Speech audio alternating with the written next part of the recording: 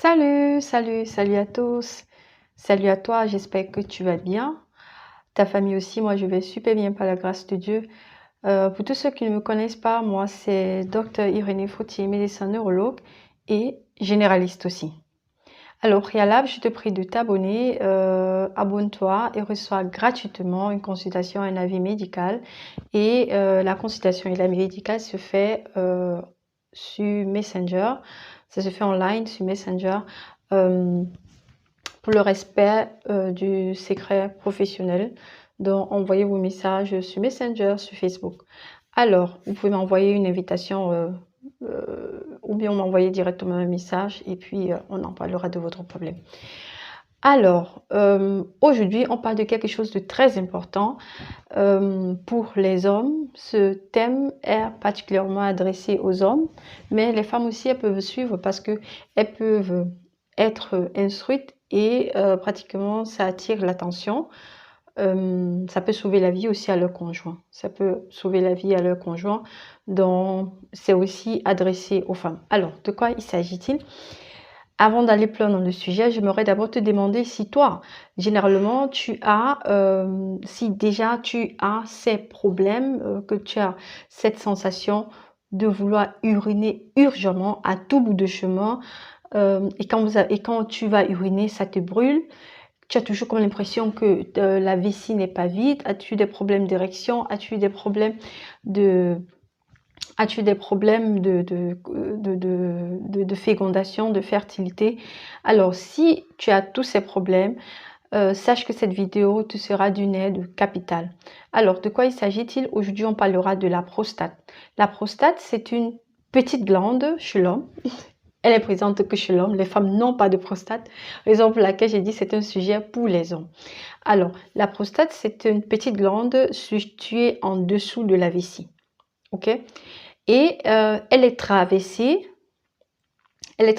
par l'urétère. OK? Raison pour laquelle je vous montre là, parce qu'elle est passée dans ça passe l'urétère, c'est comme un canal, c'est un canal qui permet le passage de l'urine jusqu'au méa urinaire.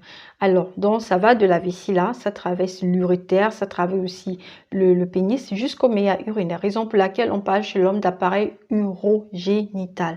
Donc, et cette glande, elle a deux fonctionnalités. Un, elle régularise la miction, donc ça veut dire la fréquence d'uriner. De deux, elle est aussi d'une importance dans la sexualité de l'homme. Donc, raison pour laquelle, déjà, c'est important de comprendre l'aspect anatomique et le rôle. Raison pour laquelle vous pouvez comprendre pourquoi un dysfonctionnement peut vous créer certains symptômes. Alors, allons plein dans le sujet. La prostate, elle a plusieurs pathologies. Vous pouvez avoir des simples inflammations qu'on appelle prostatite. Vous pouvez avoir ces inflammations généralement dues aux infections. Vous pouvez avoir ce qu'on appelle l'hypertrophie de la prostate. C'est une hypertrophie bénigne de la prostate. Vous pouvez avoir des cancers, ce sont des cancers malins de la prostate. Alors, nous allons pas à pas, nous irons pas à pas dans ces différentes pathologies-là. Et en termes de symptômes, en termes de traitement et en termes de prévention, c'est très important aussi. Parce que l'objectif, c'est d'être instruit et de prévenir ces maladies-là. Alors, commençons par l'hypertrophie de la prostate. Alors, l'hypertrophie de la prostate, c'est une pathologie assez fréquente. C'est une pathologie assez fréquente et on l'observe généralement au-dessus chez les hommes âgés à partir de la cinquantaine. C'est vrai, certains hommes à 45 ans ont aussi ces problèmes, mais c'est assez rare. À partir de la cinquantaine, on observe cette pathologie-là. En fait, c'est une augmentation du volume de la prostate. La prostate augmente de volume. Elle augmente juste de volume, raison pour laquelle on parle d'une hypertrophie bénigne.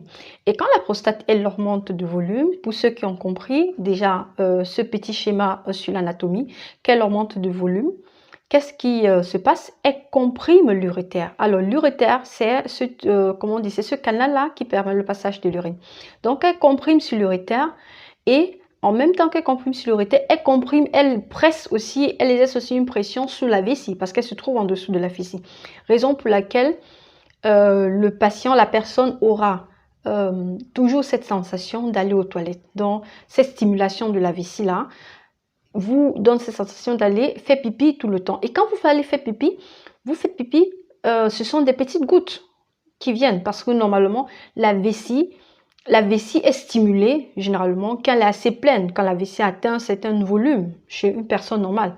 Mais chez quelqu'un qui a l'hypertrophie de la prostate, indépendamment de la quantité d'urine qu'il y a dans la prostate, indépendamment de la quantité d'urine qu'il y a dans la vessie, autant pour moi, la vessie est stimulée. Et vous partez aux toilettes toutes les 2 secondes et vous urinez. C'est vraiment, ça met vraiment mal à l'aise. Toutes les 2 secondes, vous faites pipi et vous avez des gouttes, 2 gouttes. Après 2 minutes, vous partez encore aux toilettes et tout. Et vous avez des douleurs au bas-ventre. Ça fait aussi parfois mal. Et des troubles de sommeil aussi parce que vous devez vous réveiller, vous n'avez pas un sommeil continu parce que dans la nuit, vous devez vous réveiller régulièrement pour aller faire pipi. C'est vraiment, ça met vraiment très mal à l'aise. Et en termes de sexualité aussi, ça crée des troubles de l'érection chez l'homme. Chez certaines personnes, ça crée des troubles de l'érection. Donc, ça, c'est ce qui est de l'hypertrophie de la prostate, le traitement. Donc, il y a des traitements, Dieu merci, pour soigner ce problème-là, pour réduire le volume de la prostate. Il y a la tamsulosin, je vous écris le nom, qu'on utilise généralement à prendre chaque soir et ça aide vraiment. Et dans certains cas, quand le traitement médical n'aide pas, on peut faire une petite opération chirurgicale pour réduire le volume de la prostate en fait. Donc ça c'est ce qui est de l'hypertrophie de la prostate. Alors maintenant nous avons la prostatite. Qu'est-ce qu'est la prostatite? Alors la prostatite, comme son nom le dit, prostatite, c'est une inflammation de la prostate. Elle est généralement due c'est une inflammation bactérienne, ça peut être dû à des bactéries, ça peut être aussi dû à un virus, mais généralement c'est une infection bactérienne, généralement chez les hommes sexuellement actifs. Vu que chez l'homme on parle d'appareil urogénital, les deux sont mélangés, donc raison pour laquelle si vous avez suivi ma vidéo sur les infections des voies urinaires, raison pour laquelle j'ai dit chez les hommes qu'un homme a une infection des voies urinaires, ça doit être un signe d'alarme parce que l'infection avant d'arriver au niveau de la vessie, généralement cette infection a comme origine la prostate. Parce que la prostate est directement en dessous de la vessie. Donc, les bactéries qui sont au niveau de la prostate migrent facilement au niveau de la vessie et créent une infection des voies urinaires. Vous voyez, c'est assez facile. Et les symptômes sont les mêmes. Vous avez la miction régulière, vous avez des douleurs quand vous faites pipi, ça brûle vraiment. Et vous urinez des gouttes. La nuit, vous devez vous réveiller régulièrement pour aller aux toilettes. Et la vessie n'est pas toujours vidée. Et vous avez aussi la fièvre. Et dans ce cas, le traitement, ici dans ce cas, vous avez juste besoin des antibiotiques et des anti-inflammatoires pour réduire la douleur. Vous avez, troisième, vous avez les cancers de la prostate. Les cancers de la prostate, les symptômes sont les mêmes que ceux de l'hypertrophie prostatique. Alors, vous avez la prostate, elle augmente de volume. Vous avez toujours cette sensation d'aller aux toilettes tout le temps et tout. Ça va, mais à un certain moment, la prostate, le méa urinaire, la prostate augmente tellement de volume qu'elle bloque carrément l'urétère. Et là, l'urine s'accumule dans la vessie et vous avez l'urine s'accumule dans la vessie et cette urine qui s'accumule dans la vessie, elle peut remonter jusqu'au niveau des reins et vous créez une insuffisance, créez une pyélonéphrite et vous créez une insuffisance rénale. Donc c'est pas la blague. Alors ça c'est ce qui était de ces pathologies là. Qu'est-ce qu'il y a lieu de faire? Chez les hommes, quel est mon conseil? La personne qui s'occupe généralement de la prostate, c'est l'urologue. Chez la femme, chez le gynécologue, les femmes vont chez le gynécologue. Les hommes doivent aller chez l'urologue. L'urologue, qu'est-ce qu'il fait? L'urologue fait une échographie de la prostate. Il fait un prélèvement sanguin. Il y a un antigène. Il y a un antigène qu'on appelle le PSA. PSA, c'est Prostate Specific Antigen, ça c'est en anglais. Donc ça veut dire ça c'est une protéine, très spécifique pour la prostate et elle permet d'évaluer, c'est un peu comme un screening, elle permet d'évaluer l'état de santé de votre prostate. Ça veut dire régulièrement un homme devrait faire cet examen. S'il est élevé, Ça veut dire la prostate a un problème. Donc, il faut aller faire des examens un peu plus approfondis, une échographie. Ça permet aussi de diagnostiquer les cancers de la prostate à un stade vraiment, un stade très tôt en fait. Excusez-moi, le mot ne me vient pas. Un stade vraiment très tôt et par conséquent de soigner les cancers de la prostate. Les cancers de la prostate, quand ils sont diagnostiqués de façon précoce, vraiment vous pouvez guérir parce que on fait une exportation de la prostate et une aspiration de la prostate et ça va. Alors, quelqu'un va demander comment est-ce que la prostate influence la sexualité de l'homme. La prostate influence vraiment la sexualité de l'homme parce que la prostate produit un liquide qu'on appelle le liquide séminal. Et ce liquide-là, il a comme fonctionnalité, un, il protège les spermatozoïdes et de deux, il est responsable de la mobilité des spermatozoïdes. Alors, donc, si le liquide séminal n'est pas produit en quantité, comme il le doit, ou il n'est pas produit, vous pouvez avoir vraiment des problèmes dans la fertilité parce que quand les spermatozoïdes sont déposés,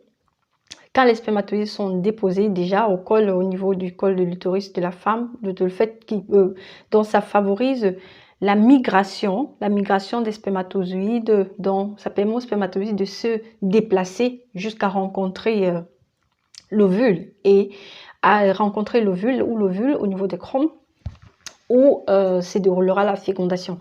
Donc, raison pour laquelle, si vous n'avez pas de production de liquide séminal ou bien vous avez un liquide séminal défectueux, il n'est pas en grande quantité, vous pouvez comprendre que les spermatozoïdes, ils ne seront pas protégés, ils peuvent mourir avant, juste à ce qu'ils arrivent au niveau de l'ovule, ils meurent avant, ou bien ils ne pourront pas se déplacer, ils n'auront pas un terrain fertile pour pouvoir se déplacer et arriver au niveau de l'ovule, raison pour laquelle vous pouvez ne pas avoir d'enfants. Ça peut créer un problème au niveau de la production des enfants. Donc, ça, c'est ce qui était de la prostate.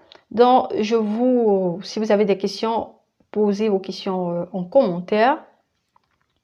Vous pouvez m'envoyer des messages sur Messenger. Si vous avez des problèmes, je suis disponible à vous répondre. C'est gratuit. Et surtout, partagez la vidéo. Si la vidéo vous a aidé, si elle vous a plu, vous pouvez aussi écrire vos critiques. Les critiques, ça aide à grandir. Et prenez soin de vous. Prenez soin de vous. La santé, c'est le meilleur cadeau que Dieu nous a donné. Prenez soin de vous. À la prochaine. Bye bye.